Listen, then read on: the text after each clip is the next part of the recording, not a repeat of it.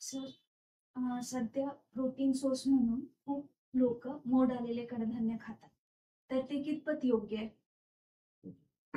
तर आयुर्वेदानुसार जर आपण विचार करायला गेलो तर मोड आलेली कडधान्य, मटकी, स्प्राउट्स हे सगळं कृमीकर सांगितलंय. कृमीकर म्हणजे पोटात गेल्यानंतर ते जंत उत्पन्न करतात आणि जंत जे आहेत तर ते शरीरामध्ये आम उत्पन्न होण्याचं एक मोठं कारण आहे. आणि आम झाला शरीरामध्ये उत्पन्न की तो अनेक रोगांचं कारण ठरतो. आमोत्पत्तीची जी काय आयुर्वेदामध्ये कारणं सांगितली त्याच्यामध्ये एक कृमी म्हणजे जंत आहे. आपण कोणालाही म्हणताना काय म्हणतो की तुम्ही निरोगी राहा. आणि त्याला एक शब्द वापरला जातो निरामय. निरामय म्हणजे काय की ज्याच्या शरीरामध्ये आम नाहीये, ज्याच्या शरीरात आम नाही तो निरोगी. आमाचं स्वरूप जे आहे ते विषासारखं आहे, म्हणजे ज्याला सोप्या भाषेत आपण म्हणतो की टॉक्सिन सारखं स्वरूप आहे आमाचं.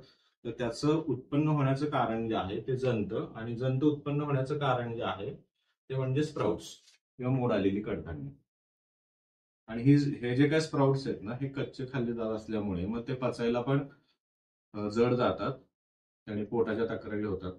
लोकांना गॅसेस खूप होतात स्प्राउट्समुळे, डायजेशन बिघडतं. शिजवलेलं अन्न खाणं जास्त अपेक्षित आहे. आणि आत्ताच्या पावसाळ्याच्या दिवसामध्ये तर अग्निमांद्य होत असल्यामुळे भाजलेलं आणि शिजवलेलं अन्न खाणं सांगितलं. आता जस्ट काल आषाढी एकादशी झाली, तर आषाढी एकादशी पासून ते कार्तिक एकादशी पर्यंत जे काही 4 महिने आहेत तिथे चातुर्मास सांगितला. तर हा चातुर्मासामध्ये उपवासाचे नियम सांगितले की तुम्ही एकदा जेवा दुपारी, संध्याकाळी हलका अन्न घ्या किंवा फक्त फलाहार करा. तर त्याचं कारण काय की या पावसाळ्याच्या दिवसामध्ये अग्निमांद्य जास्त होतं. फक्त त्याला लोकांनी फॉलो करावं, पाळलं जावं म्हणून थोडंसं आध्यात्मिक बॅकग्राऊंड दिलेली आहे. पण हे सगळं शरीर स्वास्थ्याच्या दृष्टिकोनातून सांगितलेले नियम आहेत हिंदू संस्कृतीमध्ये आपल्या. आणि फक्त शरीराला प्रोटीनचीच आवश्यकता नाहीये.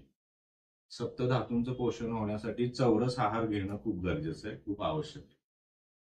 जास्तीचं घेतलेलं जे काही प्रोटीन आहे तर ते पचलं नाही, तर मग त्याचं रूपांतर वातात होतं.